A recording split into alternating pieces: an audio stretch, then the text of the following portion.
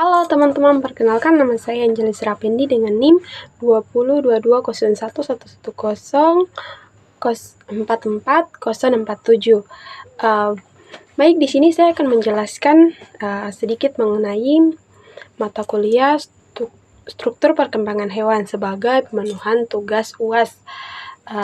Jadi di sini kita akan membahas beberapa proses dalam struktur perkembangan hewan.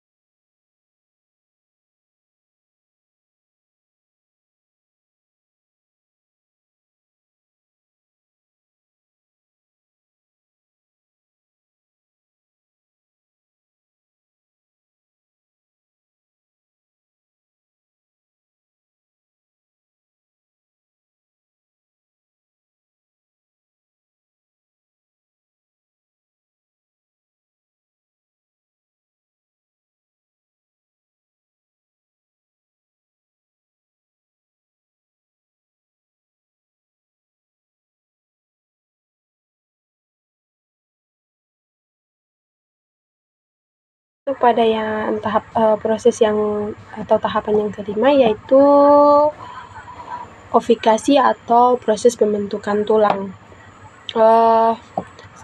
Di sini saya ambil contoh yaitu proses pembentukan tulang pada mamalia atau manusia, di mana proses pembentukan tulang pada manusia atau yang dikenal dengan oktogenesis adalah proses pembentukan tahap sel-sel khusus. Proses ini dimulai sejak dalam kandungan dan berlanjut sepanjang hidup untuk menjaga berkelanjutan sepanjang hidup untuk menjaga kekuatan dan struktur tulang.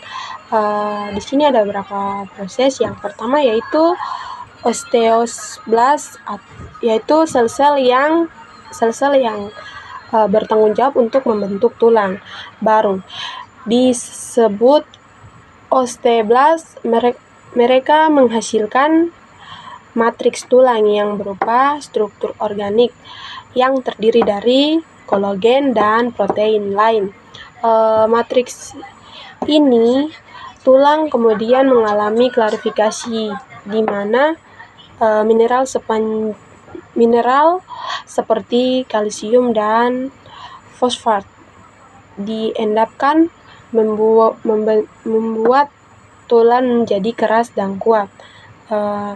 Pada tahap yang B, osteoklast, sel-sel yang berperan penting adalah osteoklast. Mereka berfungsi untuk memecah tulang yang sudah tua atau rusak.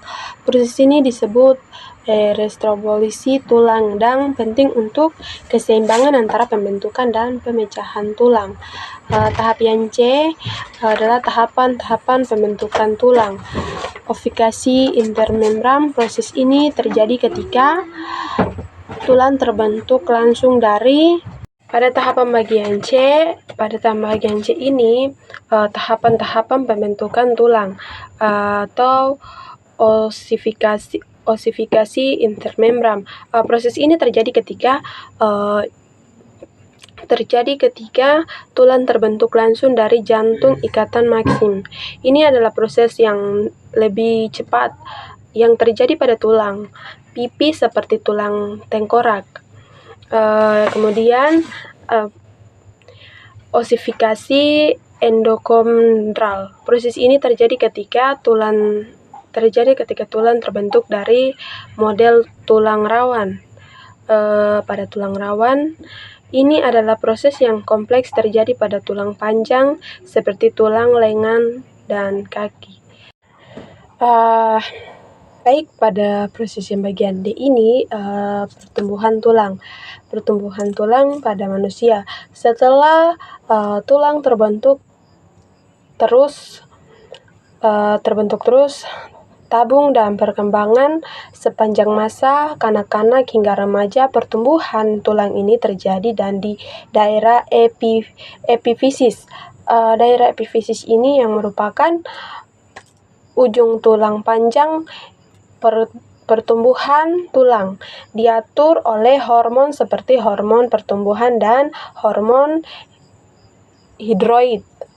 Pada yang bagian E, remodeling tulang atau setelah masa pertumbuhan tulang berakhir, tulang tetap dalam keadaan remodeling.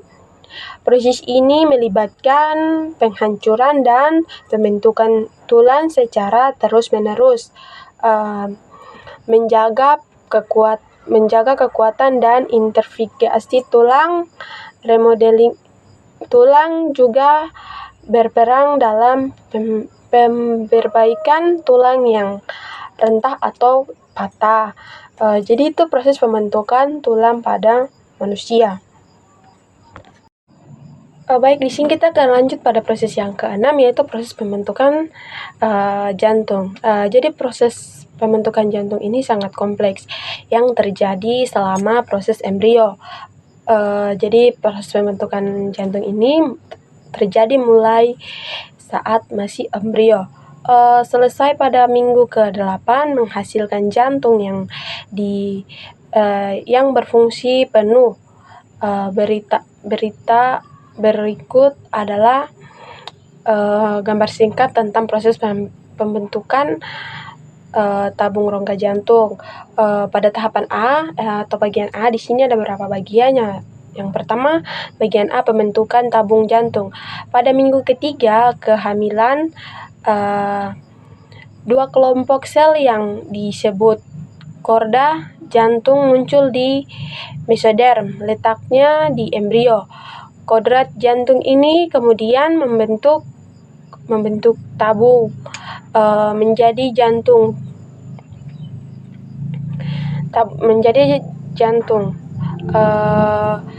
Tabung jantung ini terletak di bagian vertikal embrio, tepatnya di bawah faring. Kemudian bagian B-nya, pembentukan rongga jantung. Saat rongga jantung memanjang, melengkung dan membentuk bagian atas tabung akan berkembang menjadi antrium, sedangkan bagian bawah akan berkembang menjadi vertikal. Di antara antrium dan vertikal terbentuk septum atau scatula yang menghasilkan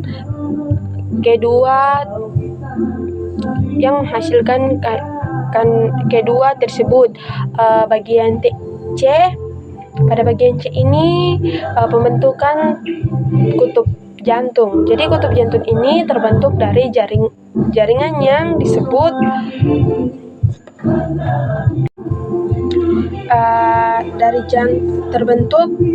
terbentuk dari jaringan yang disebut endokardium. Kutub berfungsi untuk mengatur aliran darah antara antrium dan vertikal, di mana vertikal dan antrium kutub jantung terdiri dari kutub antivertikula dan kutub sembicula.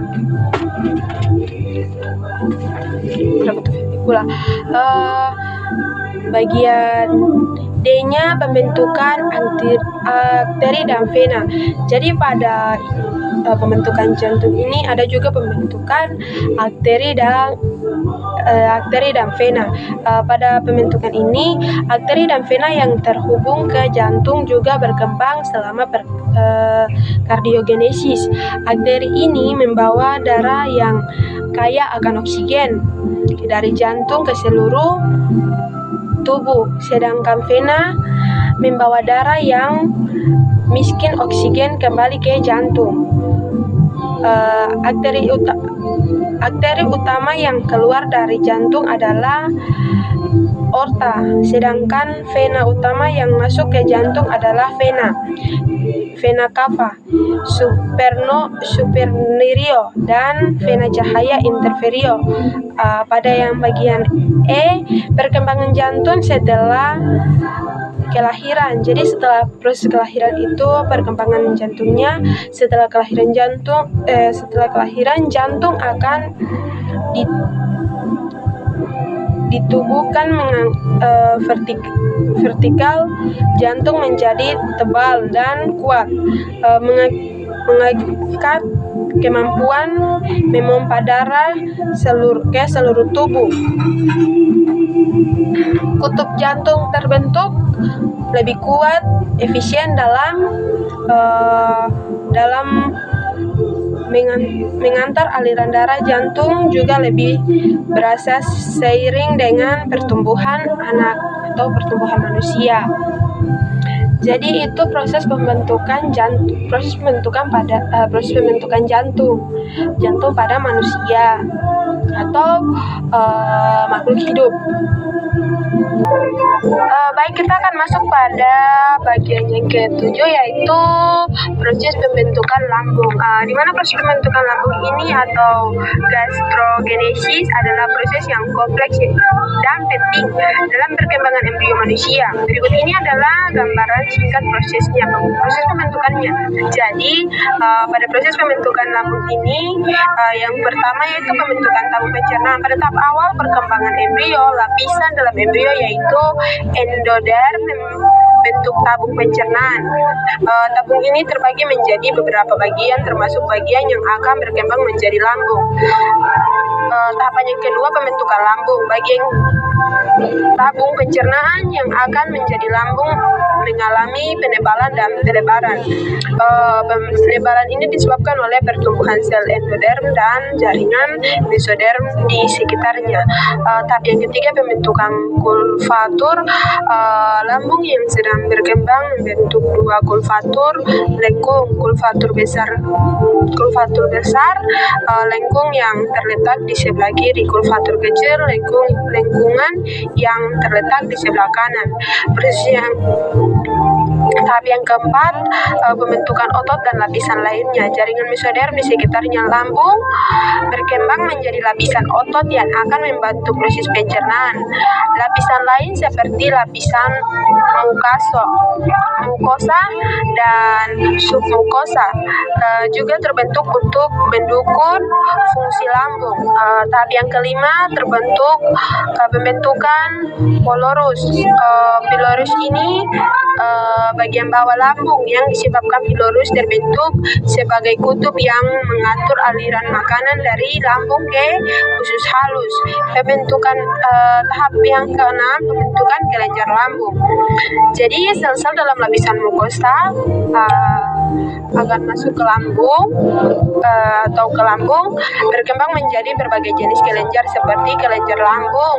Kelenjar lambung ini sendiri menghasilkan asam lambung dan enzim pencernaan. Dan sedangkan kelenjar pilorus menghasilkan hormon gastrin yang mengatur sekresi asam lambung. Jadi ini proses pembentukan lambung yang sempurna merupakan proses yang sangat kompleks yang melibatkan interaksi berbagai faktor genetika dan lingkungan. Setiap tahap perkembangan lambung sangat penting dan tidak terjadi kesalahan dapat menyebabkan kelainan bawaan pada lambung. Jadi ini adalah proses pembentukan lambung. Pada lambung ini juga sangat penting bagi manusia. Jika tidak terjaga, maka akan terjadi hal-hal yang tidak kita inginkan.